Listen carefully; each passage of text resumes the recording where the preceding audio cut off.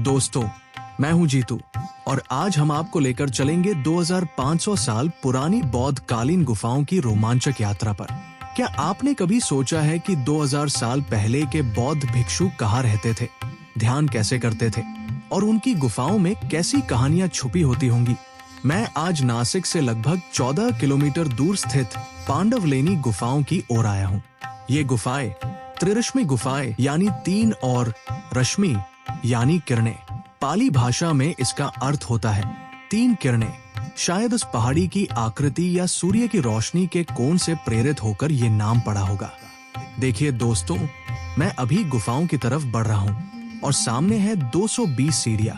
दोनों ओर घने हरे भरे पेड़ रास्ते को पूरी तरह ढक रहे हैं और हर कदम के साथ ये ठंडी शांत हवा महसूस हो रही है। सच में ये रास्ता खुद में एक अनुभव है, जैसे मैं सीधे इतिहास के बीच से होकर जा रहा हूँ।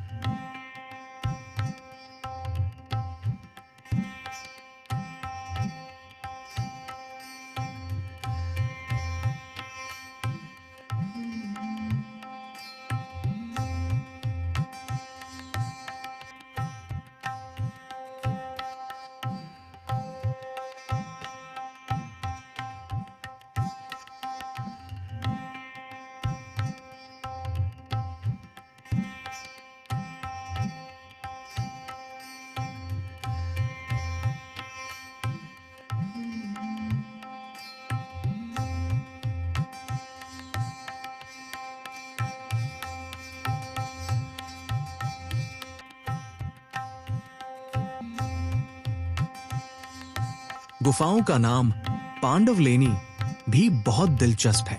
पांडव शब्द दरअसल पांडु से आया है, जिसका पाली भाषा में मतलब होता है पीला। ऐसा कहा जाता है कि यहाँ रहने वाले बौद्ध भिक्षु पीले वस्त्र धारण करते थे, इसीलिए जिन गुफाओं में वे रहते थे उन्हें पांडवलेनी कहा जाने लगा। लेनी मराठी भाषा का शब्द है जिसका अर्थ होता गुफा। यहाँ कुल 24 गुफाएं हैं, सभी बौद्ध काल की, और इनका निर्माण सातवाहन राजवंश के दौरान हुआ था। इनका उद्देश्य था ध्यान और साधना। हर गुफा अपने आप में एक अलग अनुभव है और उनके अंदर की वास्तुकला, स्तूप, मूर्तियां और शिलालेख इस बात के साक्षी हैं कि यहाँ एक गहरा आध्यात्मिक जीवन व्याप्त था। पांडवलेनी की वे गुफाएं जिनमें दानकर्ता या किसी व्यक्ति का नाम दर्ज नहीं है। 1, 2, 4, 5, 9, 11, 13, 21, 22, 23, 24 यानी कुल 11 गुफाएं। लगभग 200 सीढ़ियां चढ़कर जैसे ही हम ऊपर पहुंचते हैं, हमारी नजर एक अद्भुत दृश्य पर ठहर जाती है।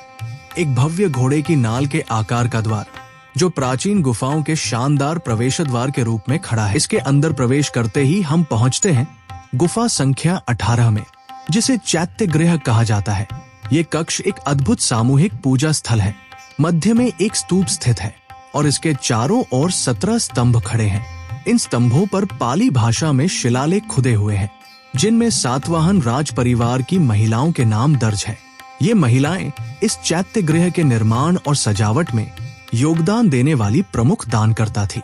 शिलालेख स्पष्ट रूप से बताते हैं कि इस चैत्य गृह का निर्माण उनके दान से संभव हुआ। ये स्थल वास्तुकला और शिलालेख का एक चमत्कारी उदाहरण प्रस्तुत करता है, जो इतिहास और कला प्रेमियों के लिए अत्यंत आकर्षक है। यहाँ की कला मुख्य रूप से संरचनात्मक और धार्मिक उद्देश्य से जुड़ी है। सजावट कम है, भव्य मूर्तिकला की बजाय सादगी और उपयोगिता पर जोर है। ये दिखाता है कि प्रारंभिक काल में बौद्ध चैत्य गृह अधिकतर पूजा और ध्यान के स्थल थे, न कि चित्र और मूर्तियों से सजे मंदिर। जैसे ही हम चैत्य गृह से बाहर आते हैं, प्रवेश द्वार के बाईं ओर एक अकेली द्वारपाल मूर्ति खड़ी है और सीढ़ियां दूसरी गुफाओं की ओर ले जाती है। जैसे ही हम सीढ़ियां चढ़ने के लिए कदम रखते हैं,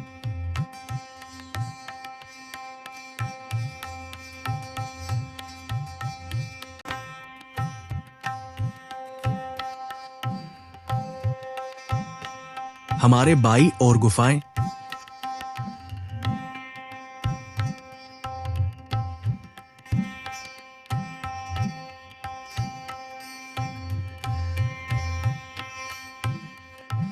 और वर्षा जल संचयन का तालाब है, जिसका उपयोग हजारों वर्ष पहले यहाँ रहने वाले भिक्षुओं द्वारा किया जाता था।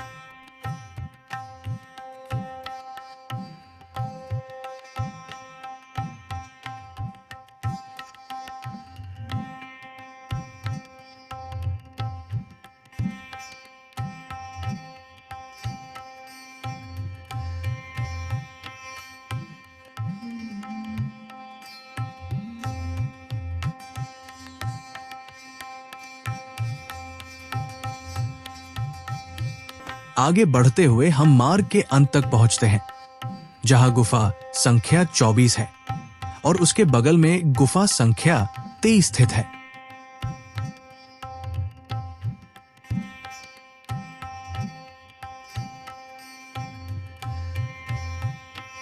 गुफा संख्या 23 में 3 देवालय हैं, बुद्ध, पद्मपाणि और वज्रपाणि की मूर्तियां। यहाँ हमें विश्राम मुद्रा में लेटे बुद्ध भी मिलते हैं। शिलालेख महायान समर्पण की गवाही देते हैं। बुद्ध, पद्मपाणि और वज्रपाणि की त्रिमूर्ति ज्ञान, करुणा और शक्ति का प्रतीक है, जो पांडवलेनी की गुफाओं में महायान प्रभाव को दर्शाती है।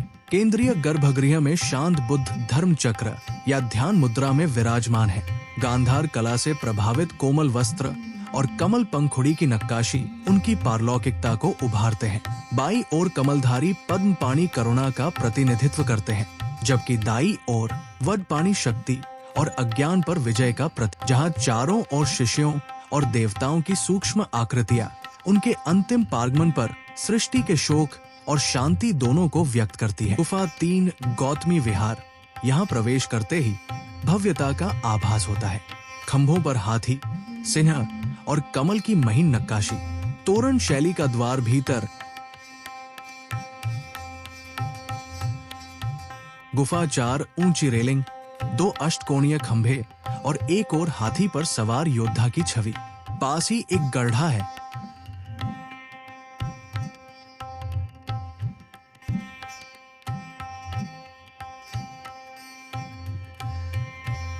गुफा 5 अधूरी, जैसे किसी ने स्वप्न देखा और बीच में छोड़ दिया। पत्थर अब भी उस अपूर्ण इच्छा को चुपचाप संभाले हैं।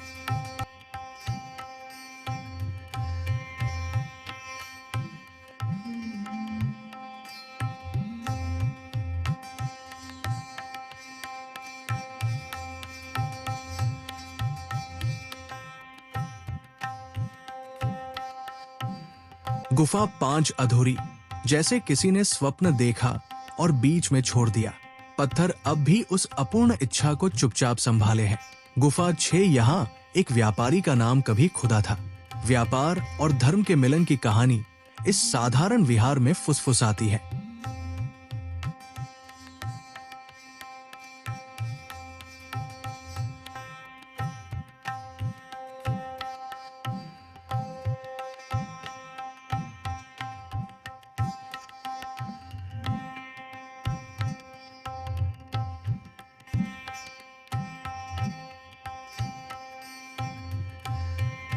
गुफा 10 नहपाना विहार। विशाल और कलात्मक, सजावटी अष्टकोणीय खंभे, मूर्तियों से सजे कक्ष और 16 छोटे ध्यान कक्ष। कहा जाता है कि ये धर्म और सत्ता के संगम का सजीव उदाहरण है। गुफा 11, यहाँ बौद्ध और जैन दोनों परंपराओं की मूर्तियां हैं। महावीर, बोधिसत्व, अंबिका और इंद्र, एक ही छत तले 2 विचारधाराएं। गुफा 12 किसी व्यापारी ने वस्त्र वितरण के लिए यहाँ दान दिया था। दीवारें उस उदारता को अब भी दोहराती है। गुफा 13 छोटी, साधारण, पर भीतर गहरी शांति। गुफा 14 3 कक्ष और एक शिलालेख की स्मृति। किसी ने शिशु कीर्तन और वस्त्रदान के लिए दान किया था। धर्म में करुणा का जीवंत उदाहरण।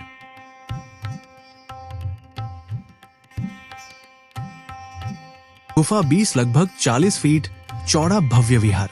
प्रवेश पर 9 फुट ऊंचे रक्षक, भीतर विशाल बुद्ध और बोधिसत्व, महायान विचारधारा और ग्राम्य संरक्षण दोनों का आभास मिलता है। गुफा 21-22 दोनों साधारण विहार।